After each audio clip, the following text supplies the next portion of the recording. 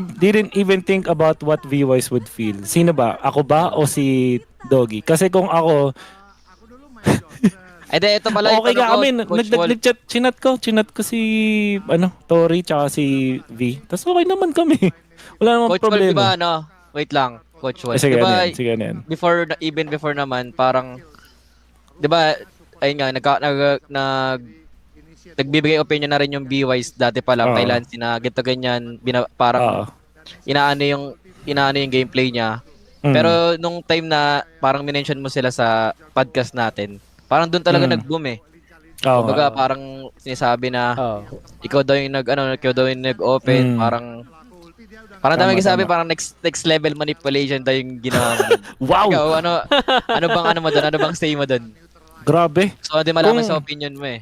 kung ganun kayo kabilis man, una sa lahat, hindi yun next level manipulation. At kung sakali man na next level manipulation, grabe di man ako aware doon. Di man ako ganun katalino or kasama. Pangalawa, kung ganun kayo kadali ma-manipulate, ano na yun? Kung ganun, ano yung Itachi? O nga, nasabi dito, para ako si Itachi. Grabe naman kayo kung ganun kayo kabilis ma-manipulate ng mga tao. In general nga. Ewan ko, binalikan ko yung yung podcast natin. Pinanood ko ulit. Parang okay naman ata yung Okay din naman yung delivery. pagkaka-deliver mo eh. Oo. Sige. Ito, okay, ano lang to, Coach Wall, pa. Mga tanong lang kasi ng fans kanina pa kasi tinatanong ng Oo. pagpasok mo. Sakto din. Sakto Okay lang yun din. Para lang din na malinaw, no? Kasi may Para malino. Oo. Pero ang dami kasing ang dami namang nag-message sa akin na kahit mga hindi ko kakilala tsaka kakilala ko. Tas kahit sa mga fans, may mga nagsabi okay naman daw eh. May pwede naman din talaga na may improve. Pero parang wala naman talaga siyang masamang meaning. Siya updated eh. Marami rin nagsabi tol yung sa bashing daw, parang ang OA doon, marami daw nag-react. Pero yung kay JP naman daw, mas malala daw yung mas malala daw yung hate na natanggap niya. Anong difference na nakikita mo doon, Coach Wall? Sa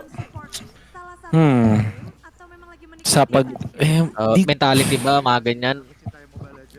alam mo, feeling ko parehas si JP at si Lance na wala masyadong pakialam sa outside eh. Ewan ko, correct me if I'm wrong. Kasi parang the way I see it, syempre, makaka-apekto sila after na nung season siguro, ganun pag wala ka ng adrenaline, hindi ka na nakafocus.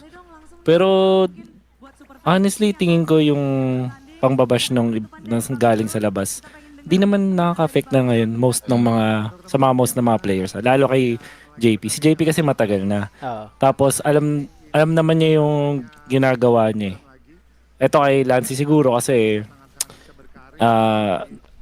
may spotlight sa kanya din ngayon kasi lumalakas din TNC, nananalo din, 'di ba? So parang madami na nagiging fans, may na-bring in pa si Chakno na tas madami na nanonood. So siguro kaya lang nagkaroon ng maraming na din focus sa kanya.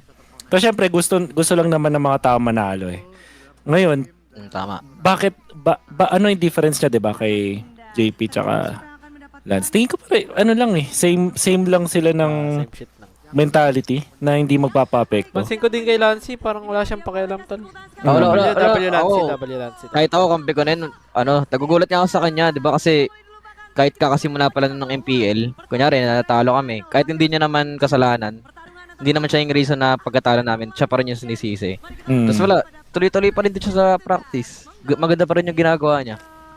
Di ko nga alam bakit ganun yung hate na yung tatanggap niya. Parang bawat team talaga may sinisisi talaga dapat eh. Oo, meron talaga. Record ba yun? Parang